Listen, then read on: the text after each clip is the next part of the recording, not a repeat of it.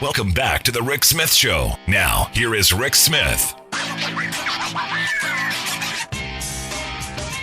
New poll out, 9 battleground states across the country. What they found really extremely strong support for the Protecting the Right to Organize Act, or the PRO Act. In fact, overall in the 9 battleground states, 69% were in favor of the PRO Act, just 20% opposed. My state where I live now in Pennsylvania, number one, 76% of the folks they polled in Pennsylvania in favor of getting the PRO Act passed, followed by Alaska at 72%, Wisconsin 71%, Virginia 70%. Hey, Virginia, how about undoing your no rights at work law? And Ohio at 65%. Overwhelmingly popular. People want to be able to join in forum unions. People want to be able to bargain with their bosses for better wages, hours, and conditions. Problem is, we've had a broken political system for far too long that many Republicans have figured out how to screw up. And this is why I come back to what we saw on January 6th. The anger that Trump was able to tap into goes right back to the fact that we've allowed unions to get broken up. And here to share some thoughts on how we get this PRO Act passed, how we revive the American dream, how we revive that opportunity, that meritocracy that we were led to believe. I've asked Mark Fluharty to come talk with us. Mark is the executive director of the Central Ohio Labor Council. Mark, thanks for taking time for us. Oh, Rick, I'm glad to be here. So I'm looking at this poll that just come out. I'll tell you, I'm not surprised. I'm not surprised that 76% of the people that they polled here in Pennsylvania think we should have strong labor unions for workers to benefit when companies do well. I'm not surprised at it at all. Well, Rick, let me just share a quick story about union organizing that I just testified in front of Columbus City Council last night about. So last November, the workers at Habitat for Humanity here in Columbus decided that they wanted to organize a union, right? So Workers United comes to town. They get a campaign going, and Habitat for Humanity does a lot of great work in the community, as we all know. But they're a horrible employer. Their people make $15 an hour, and they wanted to do collective bargaining, have some say-so in their work. Company brings in anti-union lawyer, fire a couple of the union supporters, and here's people scrapping by making $15 an hour while the CEO makes $324,000 a year, right? So we need some change in labor law. Rick, you just pointed out that Virginia, right to work state, right? 1947 is the last year that we have any type of labor law reform. In 1947, we get the Taft-Hartley Act, which, creates right to work and sends a downward spiral in the South in wages and unionizing. If you look at the states that are mostly right to work, they're southern states. What happened in the North? Good jobs went down to the South, right? Well, now the good jobs that went down to the South are now going down to Mexico, or they're going overseas. So, the right to organize was given to us in 1932. It's what built the middle class. My father, my grandparents were union workers. I grew up in a union household. I've always had great union health care. I've always made good union wages. I was able to retire because I have a union pension. And our young people today are wanting the same thing. Unions are as popular now amongst young people as they've ever been, over 70%. Right. Would say they'd join a union if they could. Yep. But just my example, with Habitat for Humanity, there's the roadblocks. No, and we saw that on full display with the Amazon campaign down in Bessemer, Alabama. And I'm glad that got the kind of attention that it deserved, because what Amazon did wasn't unusual in organizing campaigns. They did all of the things that the union busting firms do. They did it all out in front for everyone to see. And I'm glad people saw that, because I think that the more we see how these things happen, the more we see the desperation that employees feel, the fear that they feel, the harassment that they're put through, the more I think things like the PRO Act will remain popular and get even more so popular. Yeah, absolutely. People are struggling now. and you see it all across the country in the fight for, 15. Well, now it's fight even for like 17 and above. People are struggling. We got people working 2 or 3 jobs. We got people that can't afford housing. We've got a hunger problem in this country. And the wealth in this country is not getting down to the people that make it, the workers. Right. No, and, we were and told. It's obvious. We were told, Mark, that we just give Jeff Bezos all the money. Eventually, it'll trickle down to us. When he shot up into space, something would come trickling down on us. It just never seems to actually happen. The rivers of gold and honey that we were promised, it's yellow, all right, but it ain't gold and honey. Well, Jeff, I graduated high school in 1981. I'm still waiting on Ronald Reagan's trickle down to get to me. Still haven't seen it yet. If we just do more of it, I'm told. If we just do a little bit more, we give the rich a little bit more, we cut taxes on corporations a little bit more, just do it a little bit more, Mark. Eventually the greedy get full. Eventually their pockets are full, and something will then spill out for you and I to fight over. Well, I'm still waiting on that to happen, Jeff. I don't think that the greedy ever get full, and I don't think they ever think they have their fair share. And I don't think they can ever tell you that, when is enough enough. When you have the Walton family of Walmart, the race to the bottom of Amazon and their workers, no, we're not getting full. We're not getting a trickle down. What we're getting is people working 2 or 3 jobs to make a living. So let me ask you this. Go ahead. The PRO Act, I'm a supporter. I was a supporter of the Employee Free Choice Act. I said that was too weak back during the Obama years. In fact, my wife's going to roll her eyes here in a second. I shook Barack Obama's hand twice. I asked him, are we going to get the Employee Free Choice Act? And both times he said we were going to get something better. We got nothing. I look at the PRO Act and I say, this is good. Lots of steps in the right direction. For me, I just want a full repeal of Taft-Hartley and go back to the original intent of the National Labor Relations Act, which is me being able to join and form a union with my coworkers without interference from the employers. But that's a whole nother thing. This PRO Act, tell me what's in it. Tell me how we get to the point where it gets passed. And do you see a way of going through the regular channels of passing legislation? Or is this a budget reconciliation thing? There's a lot there, but I'm going to give you a chance. The PRO Act and the reform that it brings to the table are long overdue. What the PRO Act does is really levels the playing field for workers to freely join a union without fear of harassment and intimidation from their employer. It opens the door for collective bargaining.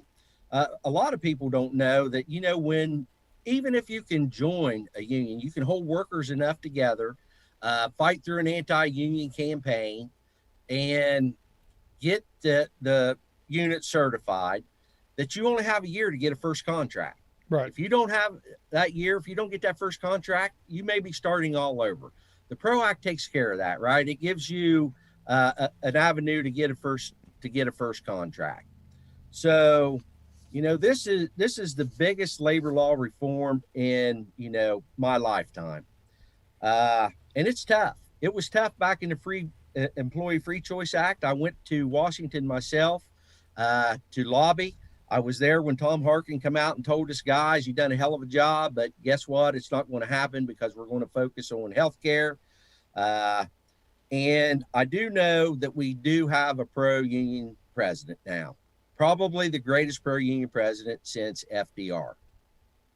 And is it going to be easy? No. I've been doing things all year at the Labor Council here in the labor movement to put pressure on our senators to do the right thing. But here in Ohio, we have Rob Portman, right? So Rob Portman is about as anti-labor as anybody is. And he's pretty much told us all that, raise all the hell you want. I'm not going to change my mind. So, we got to look outside the box and see where we can influence other senators to get to the 60. Right. We might be lucky enough to get some things through reconciliation, what'll go through. I'm not really hopeful, And I was having a discussion today with several of the elected officials around town. We're in a ball back and forth type of situation between each president. So here comes, Bill Clinton, and he uses executive orders to change the labor board, do some favorable laws. George Bush comes along and undoes. So here comes Obama. He gets a better board. Here comes Trump along, and he crushes it. So now we have Joe. And what my point is that the worker is the one that's suffering, right? Yep. And we all know, I mean, it's proven. CEO pay is over 500% of what the average worker makes in this country. That's what this is causing. Now, for me, I don't see the whole piece of legislation going through. I have some friends, in labor who are saying, no, we're gonna force Republicans to vote for it. We're gonna get to the 60 votes. We're gonna get it through. I don't see that possible. There are some things that we can do through budget reconciliation that I think could be helpful. One of those things is increasing fines on employers who break the rules and violate the law and do things that are outside the bounds. I think that would be helpful. I don't know how helpful. So I'm curious if that was what we would get, because that's the economic part of this. Would that be helpful to you as an organizer? Well, it most certainly couldn't help, Rick. And let's just use quickly immigration and illegal immigration, right? So it's exploited in the country, and you can go to about any meat processing plant, food processing plant around the country. Matter of fact, I just had one down in Mississippi last year. There's no real disincentive not to hire illegal immigrants, right? Because the fine is just ridiculously low. So same thing here. Now, if they're going to make the fine significant enough to get employers' attention, yeah, it most certainly can help. Anything can help. But if I had my wish, I can live with the election system, most certainly.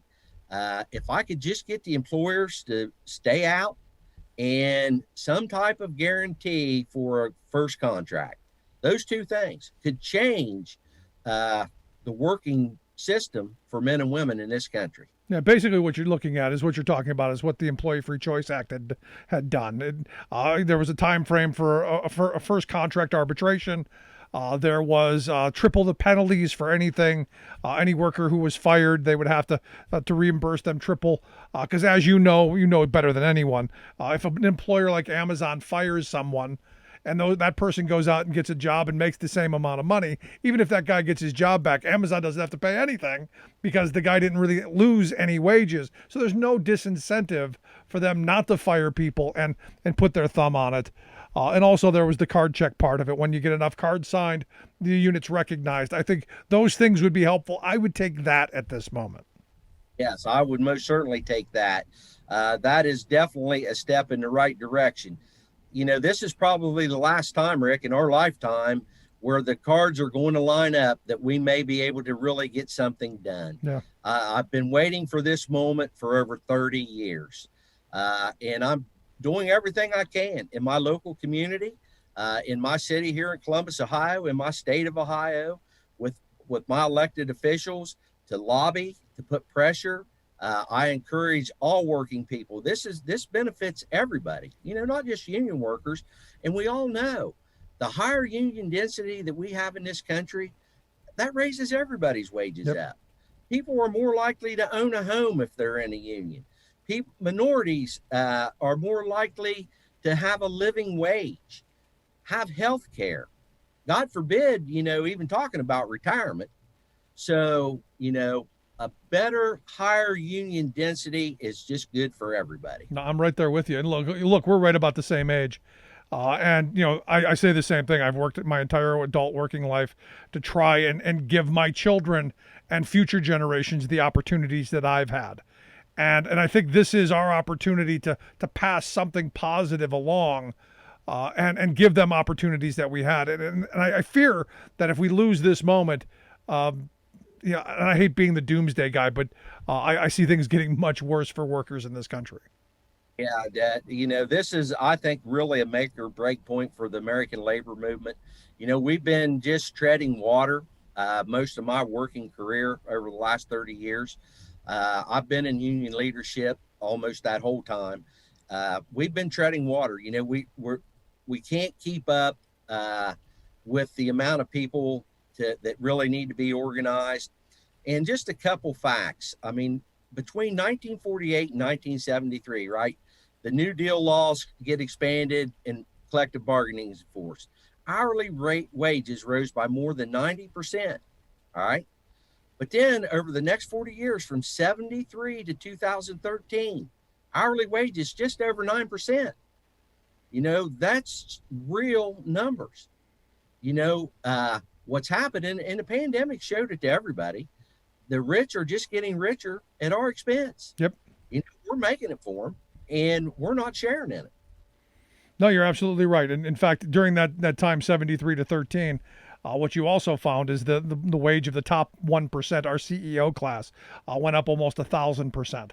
So there's a huge difference in who got what. And it comes back to policy. Policy did this to us. Policy can undo it. And for me, something like the PRO Act would get us in the right direction. So last question I've got for you: how do we get people on board? How do we get people to push and call senators and do all that stuff?